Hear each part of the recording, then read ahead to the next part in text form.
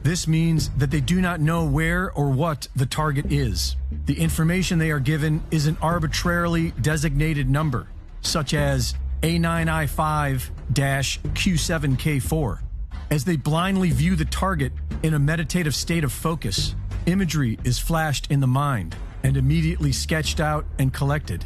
The Future Forecasting Group has been successful at predicting the Panama Canal incident, the destruction of the Kakhovka Dam in Ukraine, the Halloween stampede in South Korea, police violence at the Canadian trucker protest, and many others, which can all be found at futureforecastinggroup.com.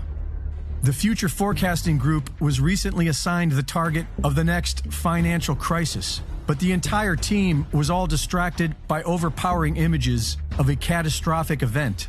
They all saw the same thing: massive explosions with multiple points of impact, small particles and debris falling from the sky, people sick with cesium, which is the most dangerous of all radioactive isotopes used in dirty bomb scenarios. They saw police checkpoints, people seeking shelter underground, and an exodus of sad-looking people. Remote viewing goes back in the written record for millennia and has been repeated in the current scientific record for decades. According to this body of work, most people are able to do this, and this is why Cliff High's predictive linguistics program works. By reading the entirety of human language across the World Wide Web, the program will list repeated words and phrases in all languages, creating a macroscopic view of what everyone is talking about. So if all humans are psychic, whether they know it or not, then you would see it in the collective chatter, especially for traumatic events. The bigger the trauma, the more people would be emoting their anxiety online. And key words can be found, such as the word ejecta, which has been showing up in Cliff High's work, which shows the same event. My data has very rarely had this particular set of words show up in it, and one of it was ejecta.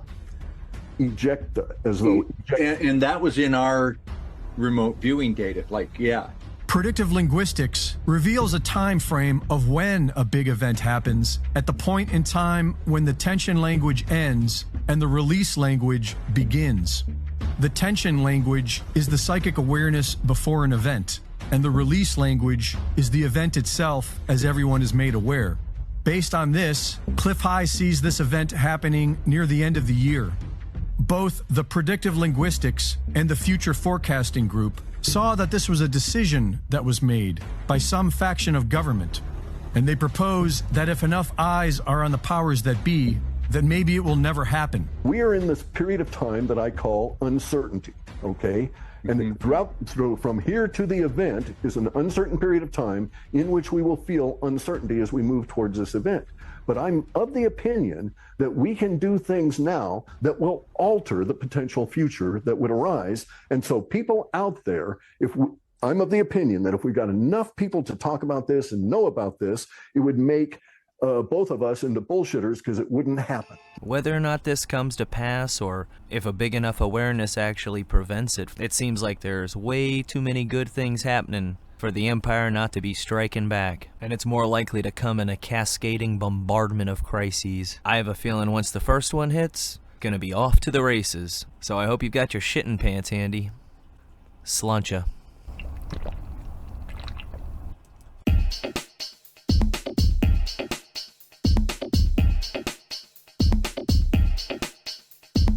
All I have in this world is my thoughts and my word, and I don't break them for no one. You understand? So say good night to the bad guy. So say good night to the bad guy.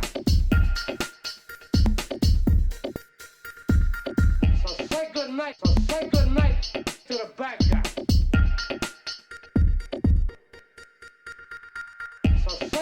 So say good night